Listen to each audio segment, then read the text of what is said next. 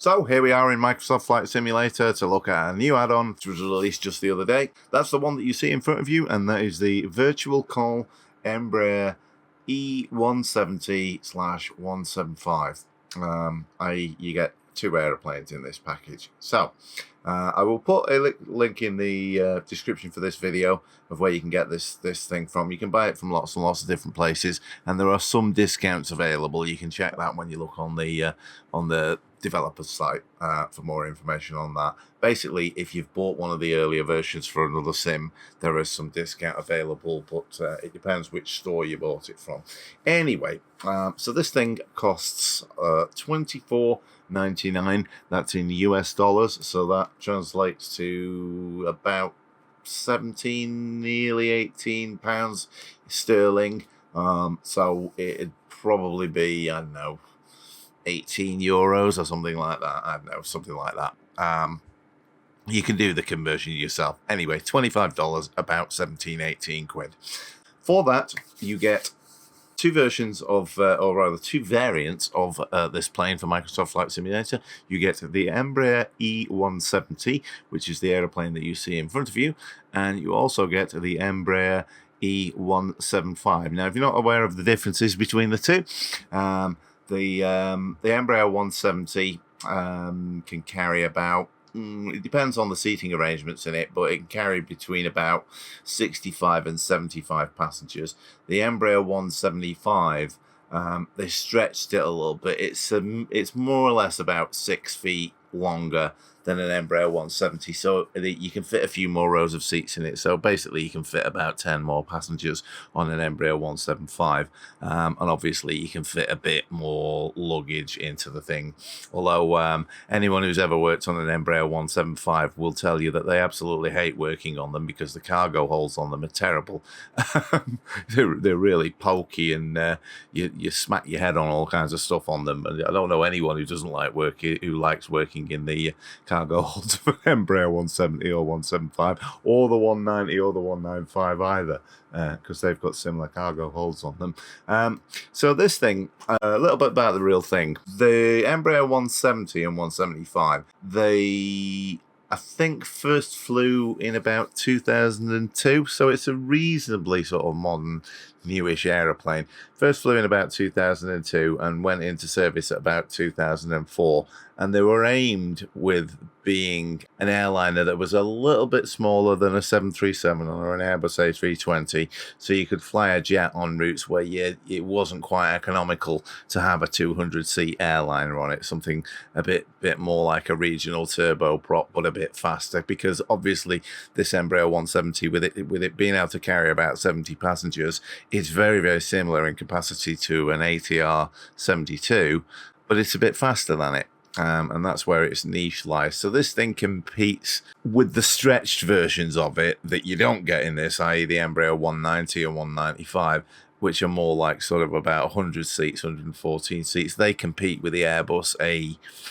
A220. These things, the 170 and the 175, compete with regional turboprops such as the ATR 72 and the Bombardier -8 400.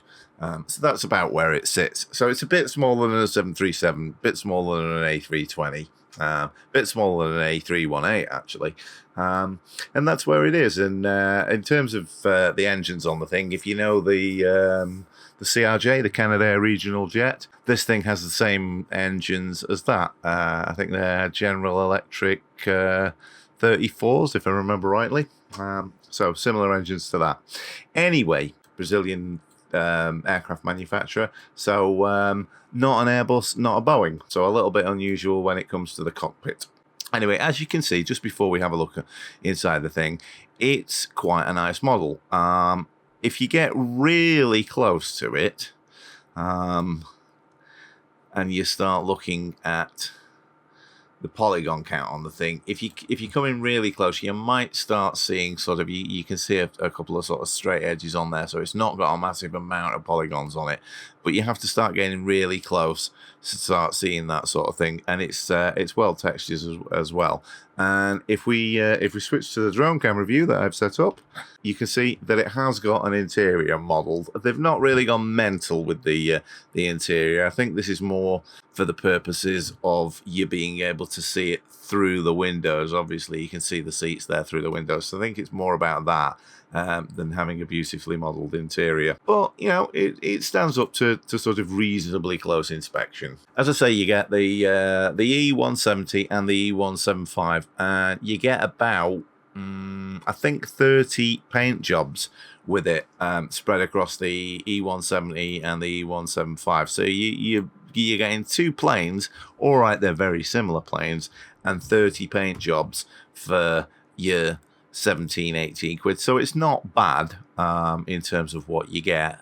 But what you have to bear in mind is that if you're not that familiar with Virtualcol, what their ethos is cheap and cheerful, fun stuff. Never super duper realistic, more kind of kick the tires and light the fires type stuff than sit there studying a manual for 3 days before you even know how to take the parking brake off the thing. So if you're looking for super duper realism, then Virtualcol stuff is not going to be the kind of thing that's going to please you too much. But if you want something that sort of looks pretty good, flies reasonably well, has a sort of reasonably accurate representation of the basics of how you operate one of these things, then that's where Virtualcol lies. Now, and I don't mind that, you know what I mean? I don't mind complicated add-ons for flight simulators and stuff like that, but I think that add-ons like this that are a little bit less complex, I think they have their place too. So I don't mind Virtualcol. Some people slag them off a little bit, but I've got a lot of time for them, not least because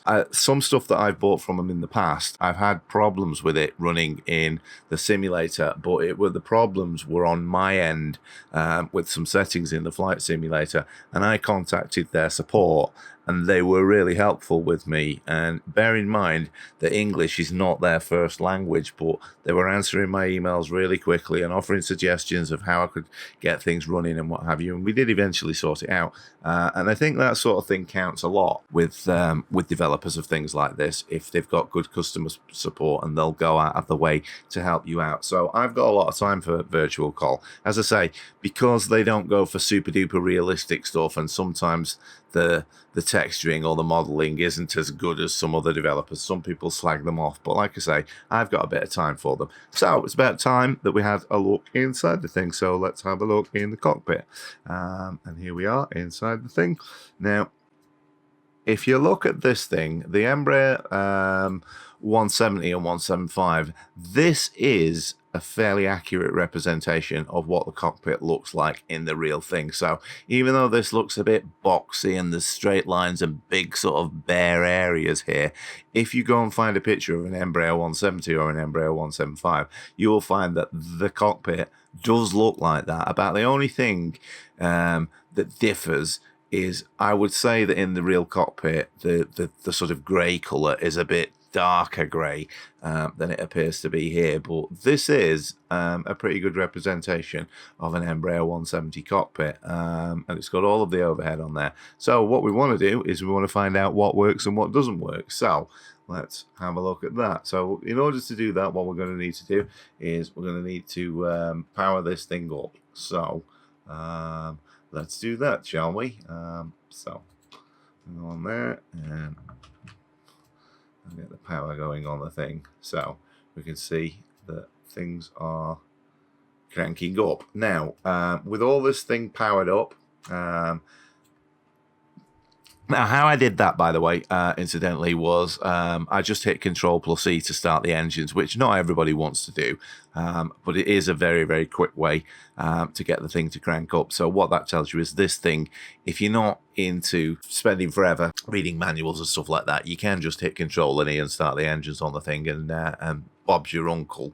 But if, on the other hand, you would prefer to start the thing up realistically by coming over here and starting the APU and turning on all the fuel and turning on all the hydraulics, then the vast majority of this stuff on the overhead does work. And I'll just kind of demonstrate that. So you can see that when I get over most of these switches, I am getting the little tooltip for the things working. So GPU and APU generator and all this sort of thing. So, you know, there we go. Got the APU generator on the thing like that. So I could now, if I wanted to, cut the engines, and with the APU running, it would be perfectly fine. So all the bus ties work on there, and all of these switches for the buses work, and all that kind of stuff for the batteries and what have you. And this thing for the cockpit lights, all of these things work. I will show you the cockpit lighting in a minute. The fire handle for the number 1 engine works. Fire handle for the number 2 engine works. These things do nothing, but that's the sort of fire suppression system for the cargo hold and what have you. Good luck trying to start a fire in the cargo hold of one of these. They're so small, there's probably not enough air to start a fire in those things. Believe me, they have small cargo holds.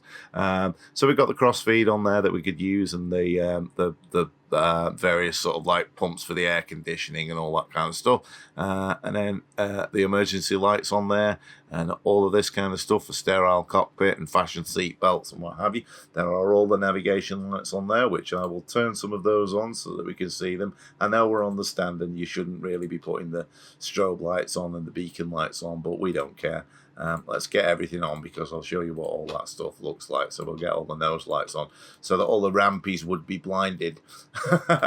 So APU works on the thing. Windshield wipers work on the thing. They don't actually wipe water off the windshield, but they do sort of move backwards and forwards. All of this pressurization stuff for the cabin altitude works. All of the sort of air con and the packs and all that kind of stuff works. So if you like messing around with all these switches and the hydraulics and what have you, the vast majority of it works. You can see all the engine de-icing and all that kind of stuff, and windshield heating works as well. Whiskey compass works, obviously. This thing in the real aeroplane is a camera system with a monitor there. So typically what happens is on there you can see what's going on outside the cabin door, because there's a little camera, and there are other cameras on there on the aeroplane that you can sort of switch between to monitor stuff and what have you on that. Doesn't function in the sim. So let's have a look. I'll look at the pedestal, the center pedestal first. Not a vast amount of stuff working on here. You've got the COM1 and COM2 radios on there, which work. You've got the yaw there, so you can do rudder trim. You've got roll trim. You've got pitch trim on there. You've got all of the audio select modes for the radio systems and what have you, which work on both sides. You've got the parking brake that you can release there.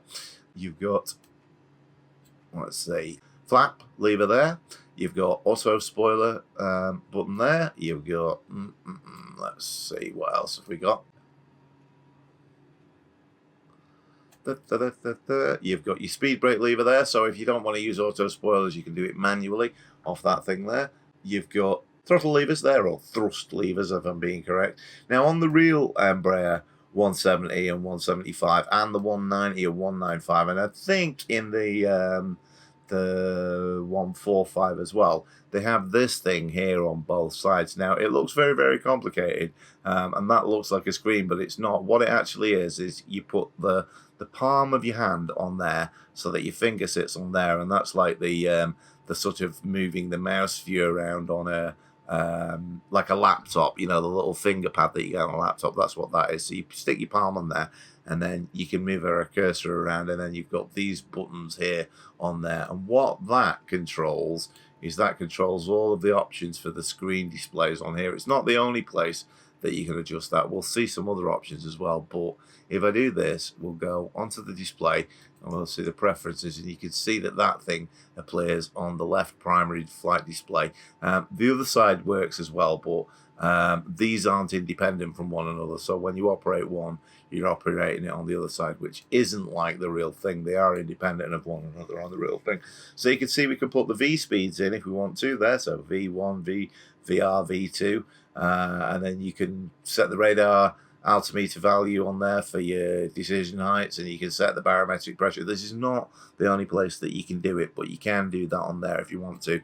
So that's what all these little controls do on there. So you can like change the values on there. So if you see that I've got V1 on there, if I then start changing the values on this, I should be able to change that. Now you can see VT is changing on there. So if I move that back up to there, I can change the V2 speed to, I don't know, put the V2 speed up to there, and you can see that when I do start putting that speed up, the V speeds change on there. It's not the only place that you can do it. You can do it in the FMC, as we'll see, but that basically tells you what this thing is doing here now. So we can turn that off and get rid of those preferences. The other thing that you can have is on this display here, because it will display a lot of different things. If I come up here, I'll just move that. So we can have the green terrain view, or the sort of outline terrain view, or that. So there's 3 toggles for that. And then what we've got is we can cycle through the PFD display formats. So when I hit that, you can have that sort of like plan view or map view if you want, and then you can have that view and what have you.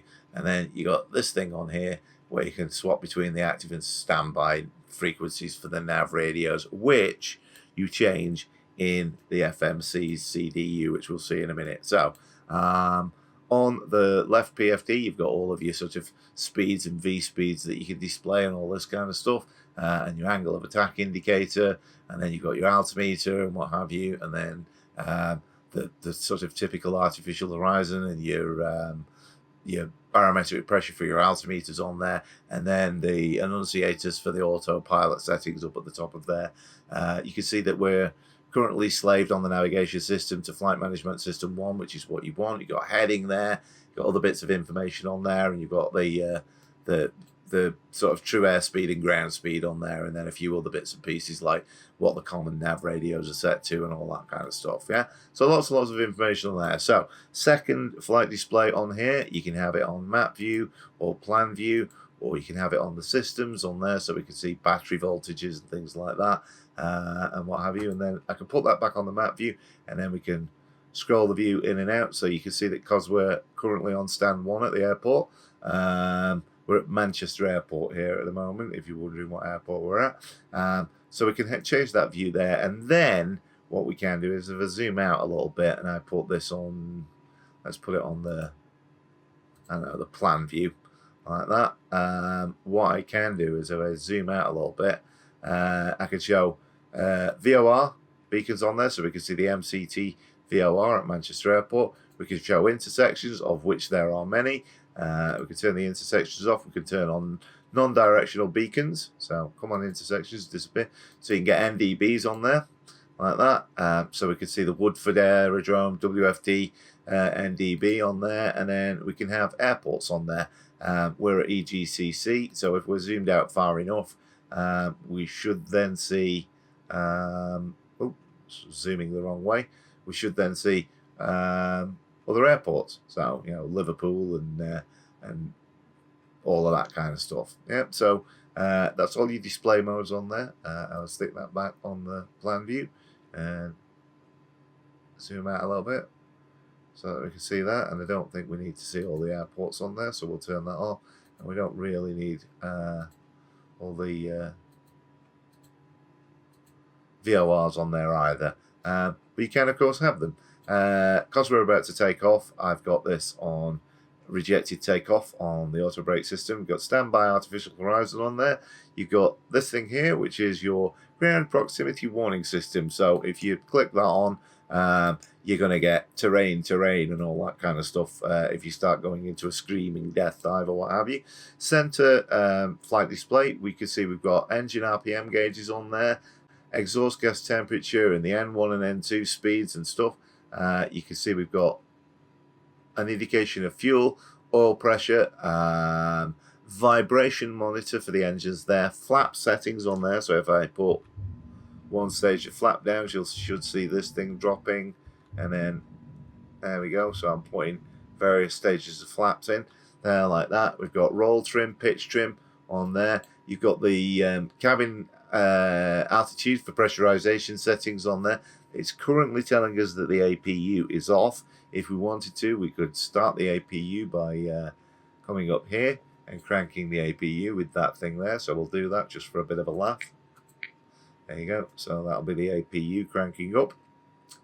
And it is now, it says on, you can see it's giving me a count there, because obviously the APU doesn't start instantaneously, but you can see there that that is cranking up. So ground power unit correct, connected. Sterile cabin, i.e., you know, we're below 10,000 feet, so we shouldn't be talking about football when we're in the cockpit and stuff like that. We should be all business. No smoking alert is off. Seatbelt alert is off, so obviously you could go up there on the overhead and turn those on. It's warning me that the parking brake is on. Now it's telling me that the APU is on, so I can start using that if I want to. And if I want to use the APU, you can see there we've got APU generator available, so I can click on that and then it can be on there. If I wanted to and I had ground power, you can see that that's available as well, so I could go for that.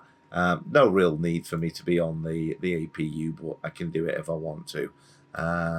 Carrying on across here, so that's all the stuff that's on there. Obviously, we've got a landing gear lever there, the ELT, the emergency location transmitter. You can arm that if you want to, not that it's really going to do very much in there. We've got obviously a clock and a chronograph and all that kind of stuff in there. And then over on this side, you've got basically a mirror image of the primary flight displays and secondary flight displays on the captain side for the co-pilot. But they do not work independently of one another. So if I change a mode on this one here, like that, so if I put that on that view there, notice it changes on the other one. On the real aeroplane, that would not be the case. On the real aeroplane, you could have that one independent for that one. That's a bit of a bummer, that, actually, because, you know, you could put the map view on there, and then you could have the plan view on there, and obviously that's a little bit nicer to be able to do that, but you can't do this on this. But then again, it is a cheap and cheerful, fun add-on, and if you're looking like that anyway, you can't see the other displays on there anyway. Because I've been faffing around with stuff, I've got a master warning on there, so I'm just going to click that to cancel it. Now, the FMC on this, and indeed all of these avionics, are based on the default avionics in Microsoft Flight Simulator. So, not particularly fancy. This thing will load up a default flight plan, and I have done that. I set up a flight plan from Echo Golf Charlie Charlie to Lima Foxtrot Papa Golf, which is Manchester Airport to Paris Charles de Gaulle, and I set it up as a high altitude IFR flight.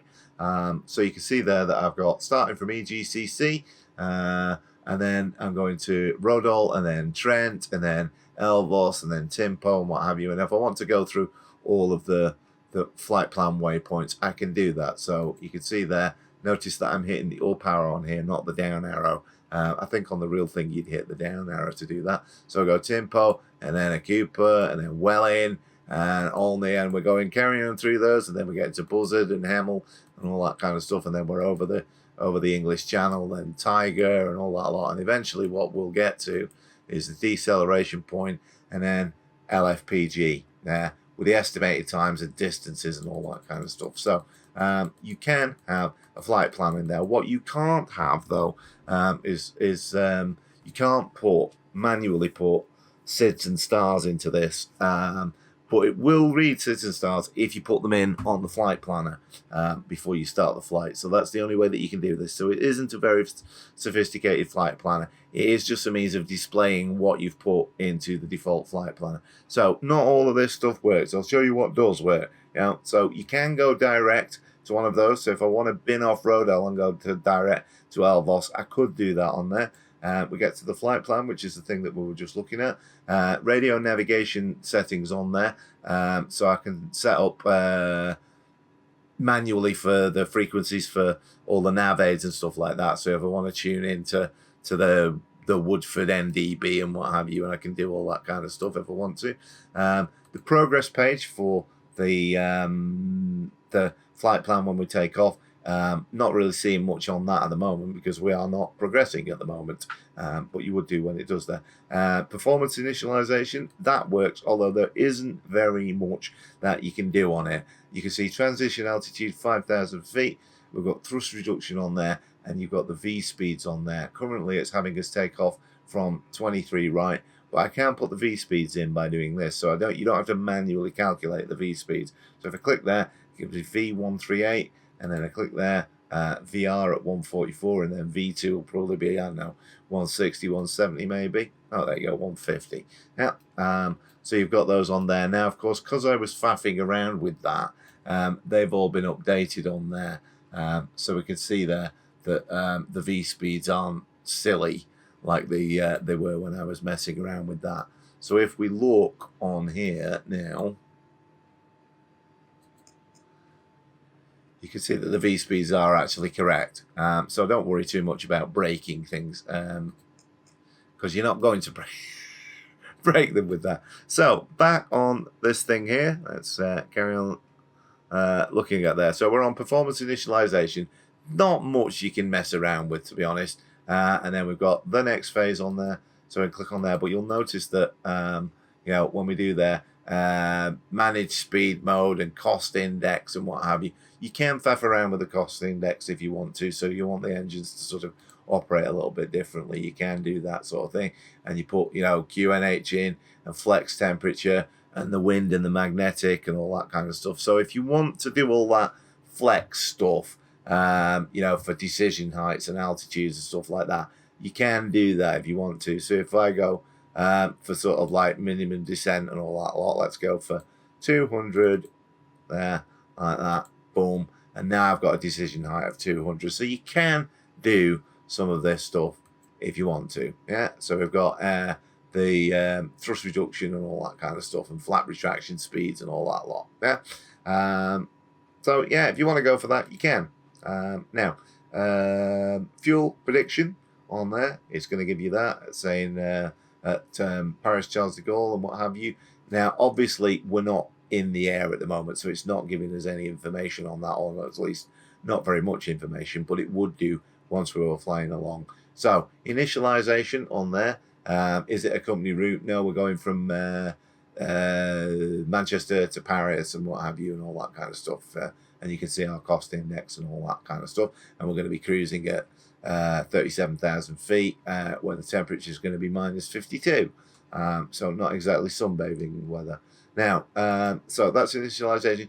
Secondary flight plan, non-functioning. So you can't put, you know, an alternate in and all that kind of stuff. It's pretty basic, really. ATC comp, not really doing much. Data, not doing much. So you can see data index on there. So you can see the inertial reference system and GPS system. It's all monitoring and what have you. But you'll notice that this is page 1 of 2. And if I try and go to page 2 of this, it's not really letting me do that. So that's, you know, kind of just an okay sort of looking page. It's not really doing very much. Same with APT and menu, not really doing much. Bright and dim isn't really doing much. But that thing on some pages, notably the flight plan page, it will let you skip through the flight plan to check things, although it's not very intuitive because, you know, you want to scroll down, but you're using the up arrow, so don't let that catch you out.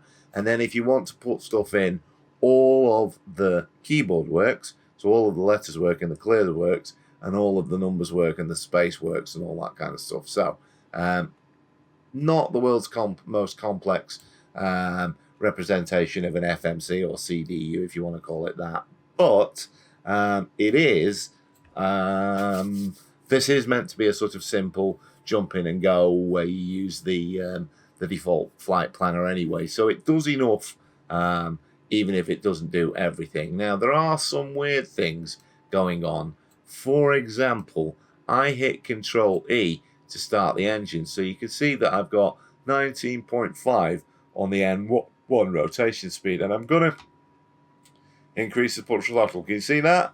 All right, the N1 speed's going up, so clearly the engines are running, and we'll have a look on the outside, and you can see we're getting heat exhaust off there, and you can see that the engines are spinning.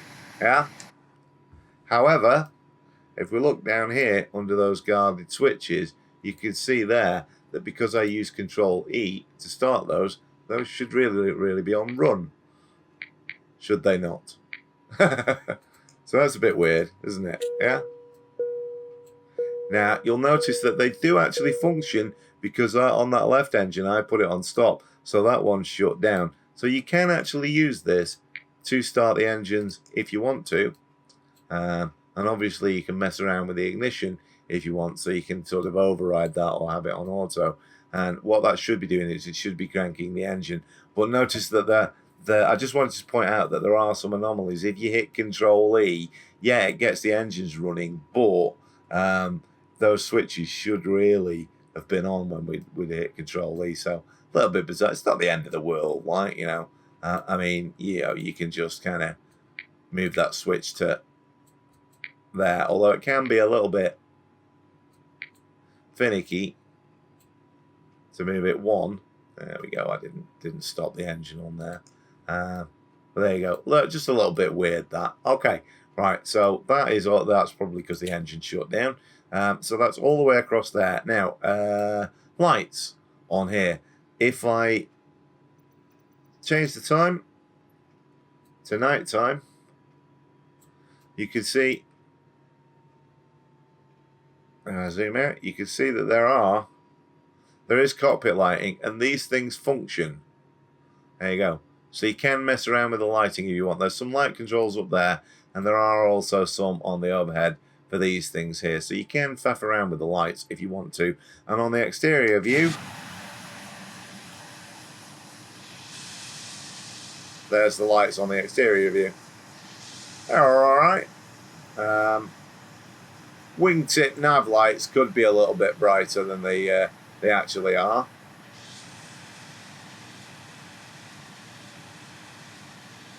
Then again, I better make sure that I've actually got the things turned on. Yeah, they are actually on. They're not very bright, those. Yeah, they're much brighter on the real thing. Anyway, let's get back on daytime like that. So, let's get that back on. So,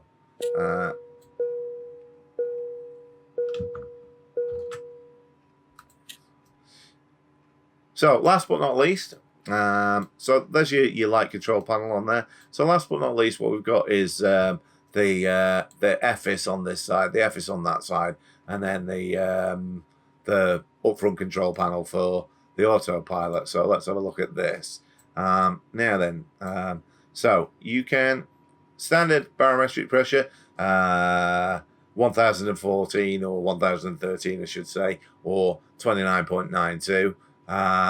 Or you can manually alter it on there, and obviously what we can do is we can swap that so that it's in hectopascals, so we get 1013 since we're in Europe rather than the United States. But you can have it on United States settings if you want, so you can have it in inches of mercury if you prefer. So you can manually do that with the barometric pressure, or as we saw, you could do it down there with that little sort of track pad down there like that. We can set the radar altimeter for the minimum to 200 feet, but you can see that we can do that on the FMC as well if we want to. Now we've got the traffic collision alerting system. You can turn that on if you want to. So if you want to see other aircraft on the secondary flight display, you can.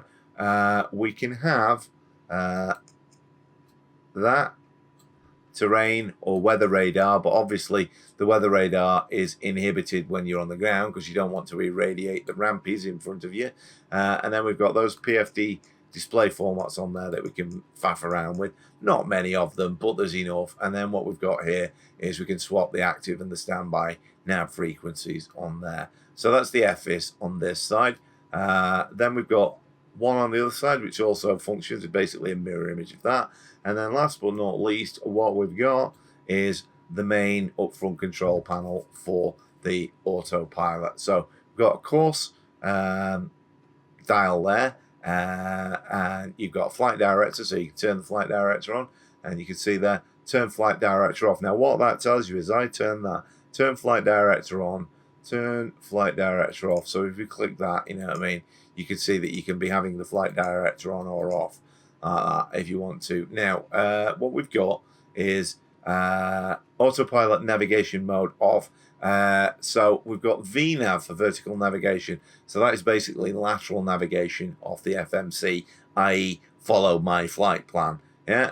So we've got approach mode on there, like that, and we've got FMS follow flight plan on there, which is normally one on. You got a heading select on there with a heading indicator dial on there. You got yaw damper on there, which obviously you put on.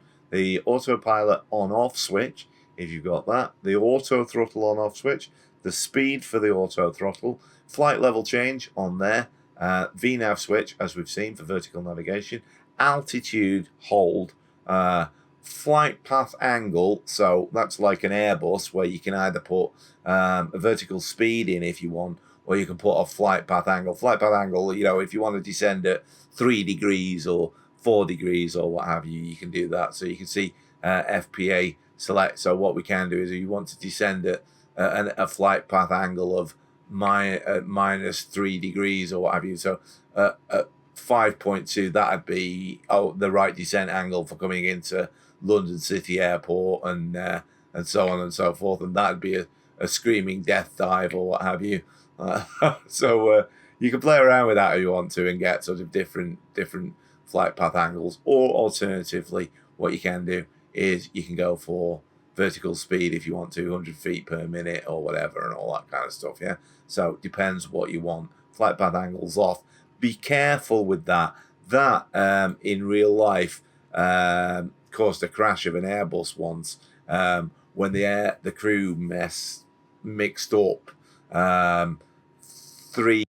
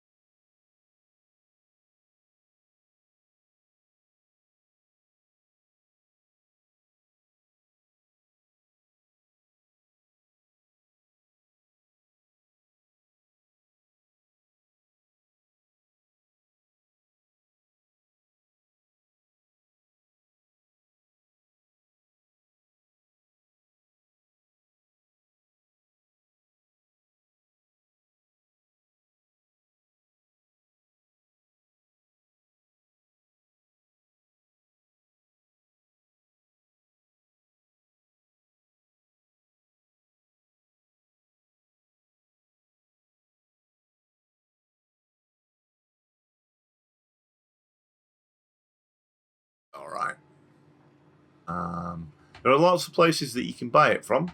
It's quite a small download considering how many paint jobs you get in it. Lots of places you can buy it from, but if you bought their original FSX or P3D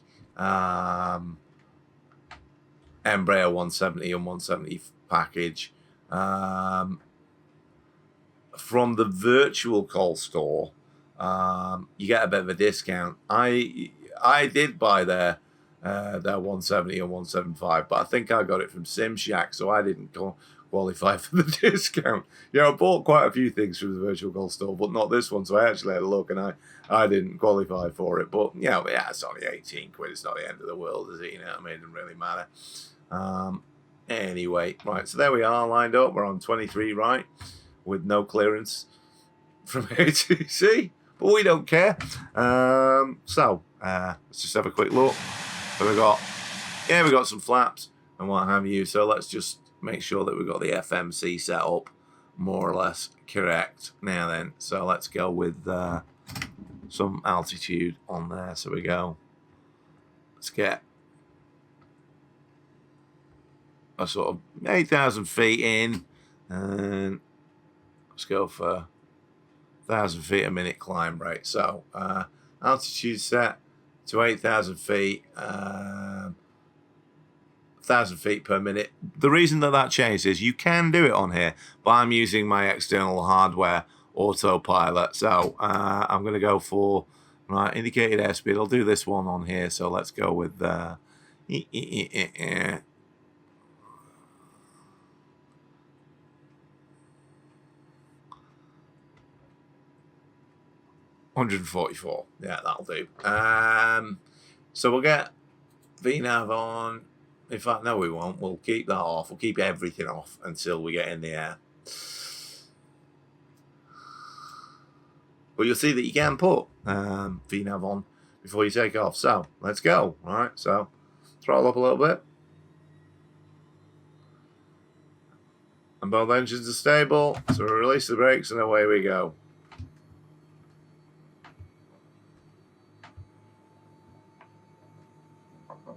So it should get a 70 knots call in a second. 70 knots. There it goes. Yeah. So you cross check that. 80 knots. Yeah. You give it the cross check.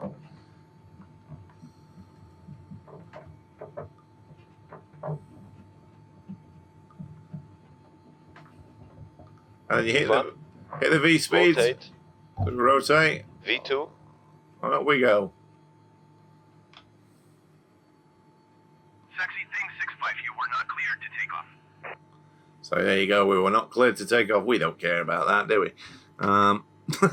Right. So I've got the autopilot on. And I've got that. And what I can do if I want to is I can put heading on and all that kind of stuff. Now, obviously, what we need to do is we need to get the gear up. And before we start getting too fast, obviously what we need to do is we need to bring the flaps in. So you can see there it gave me an overspeed warning on there. So what we would need to do is we would need to get the speed on there and get the flaps in and all that kind of stuff, and then start selecting that. So for auto throttle on there, and then getting a suitable speed in. Now, one of the things that you can see with this is obviously what I didn't do is I didn't mess around with the trim wheel on the thing, but you can see that this thing is pretty twitchy on the elevator and what have you. So I think this is one of those sort of add-on planes where you would have to be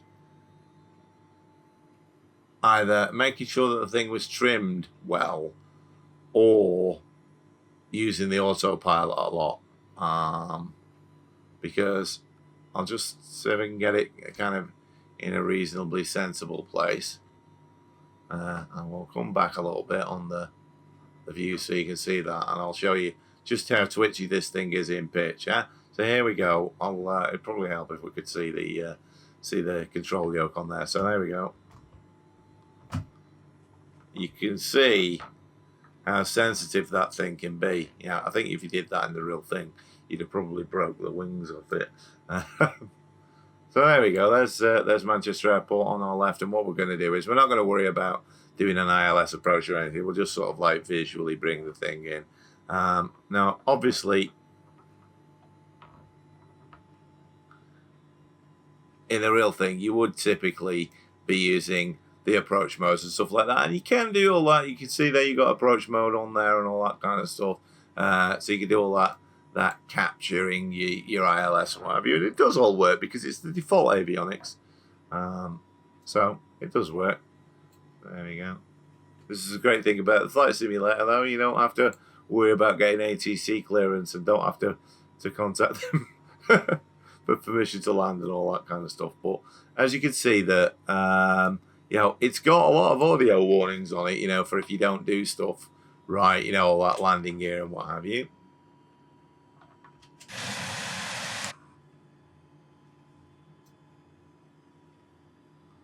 And then let's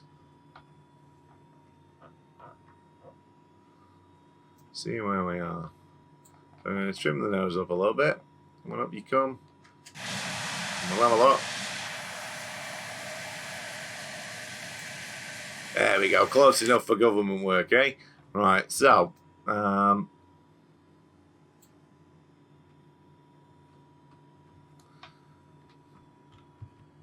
bit of flaps.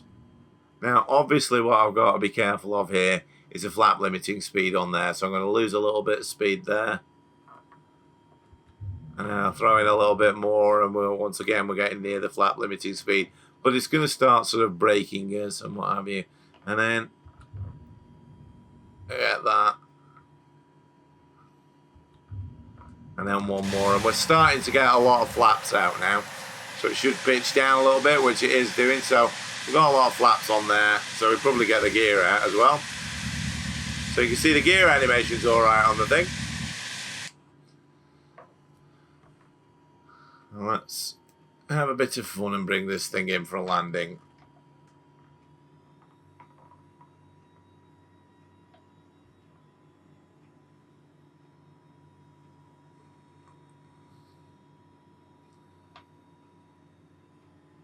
Now this thing is actually, as you saw, quite sprightly on the elevators, and it is on the ailerons as well. It's very sort of maneuverable even at low speeds. Now, yeah, I suspect that the real thing's probably not that twitchy. But it does at least mean that you can have a bit of fun with it. But what it also means is that you're probably going to have to be a little bit careful with it as well.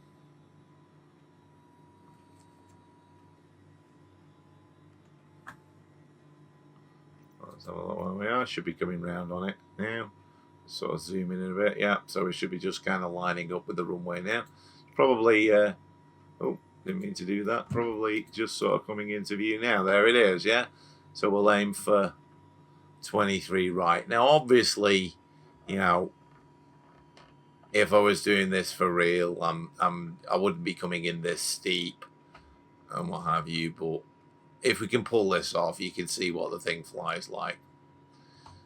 So I will probably need, let me get there, I'll probably need to arm those.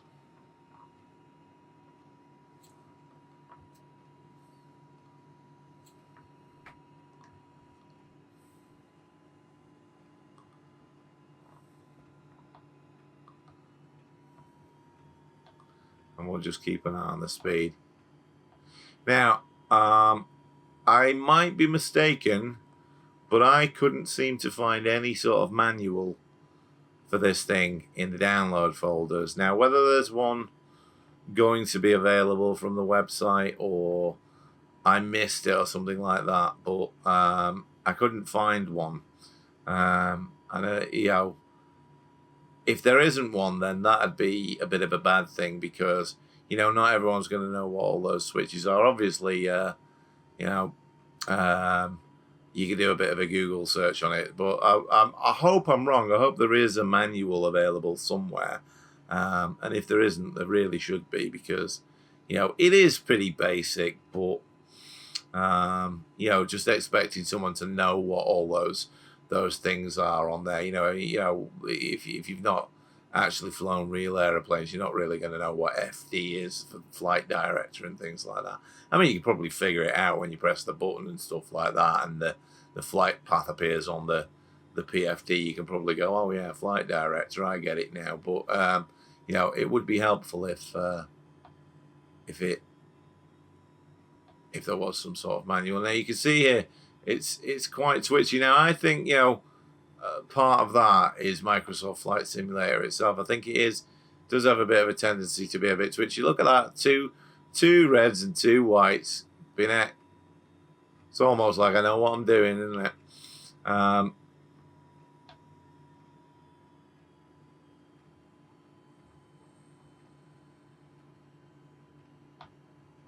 This is, by the way, the first time I've ever had a go at landing this.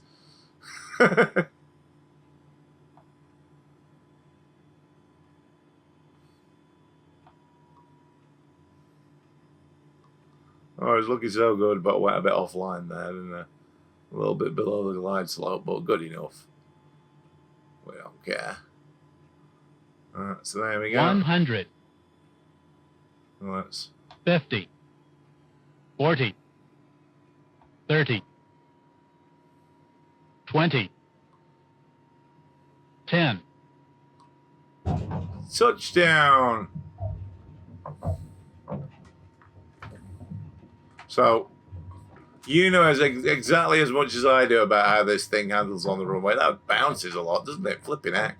But, you know.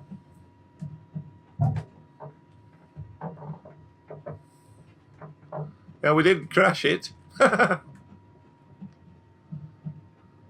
We didn't have clearance to land either. But we don't care, do we?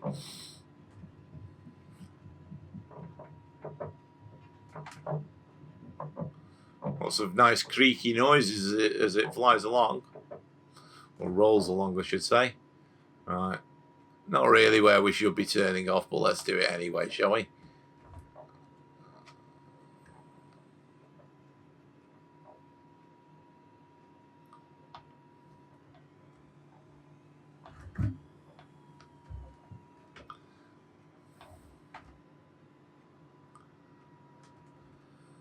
There we go. We don't care about following the right taxiways. We have to do that at work, though. So we're throwing stuff about and pushing things and what have you. So it's kind of nice to come into a simulator and go, yeah, I'm just going to drive up that road and I don't care. So anyway, let's get the flaps up. You don't really want to be taxiing with the flaps down. You get FOD in the flap mechanisms and all that kind of stuff. All right, we go. Look at that. Remarkably in one piece, considering that was the first time I landed it. So I think it's quite a nice model, you know, and I like the sort of heat blur animations on it and things like that. I think it's kind of cool, you know, and the lights on it are pretty good. So I think it's quite a nice model, actually.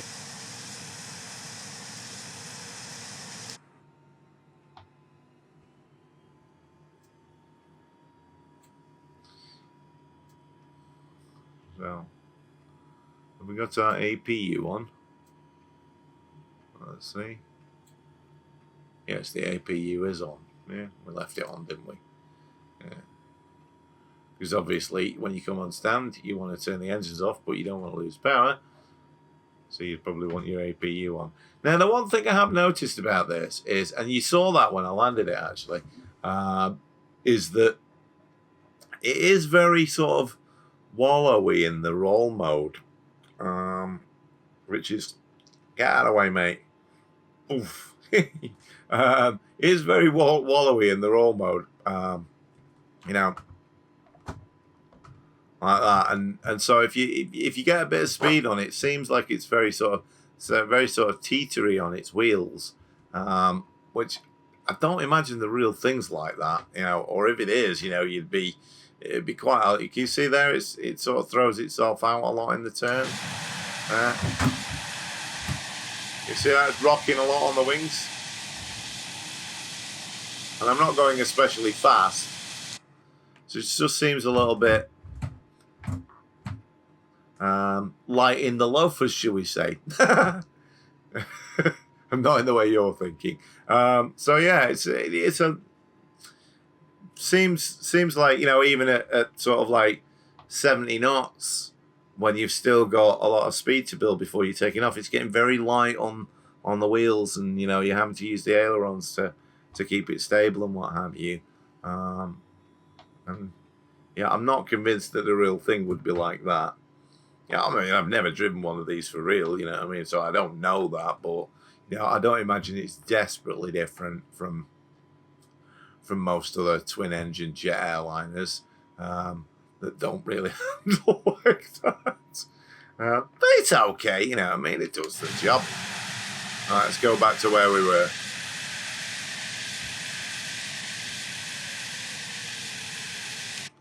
Now, of course, obviously, in real life, you would be, you'd have the safe dock system lit up, and it'd be going like, oh, 50 meters to go, 40 meters to go, 30 meters to go, and all that kind of stuff. Whereas we just have to kind of eyeball it on this.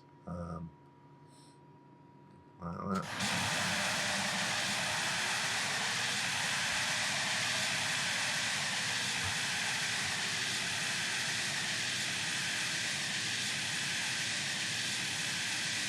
Let's park it there, shall we? All right.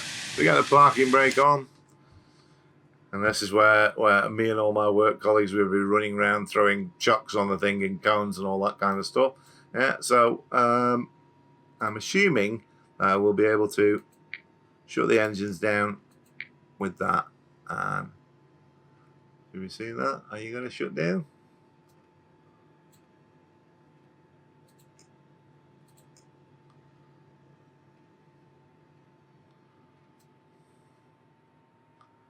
Yeah, there we go. They are shutting down. So let's have a look at the fan animation. So there's the fans spinning down. And there's all the rampies looking at the anti-collision beacon and looking at the engines and going, go on, they're slow enough now. Turn the collision beacons off so we can get to work. So yeah, those things are spinning down. So yeah, they're slow enough. Nobody's going to get sucked into them.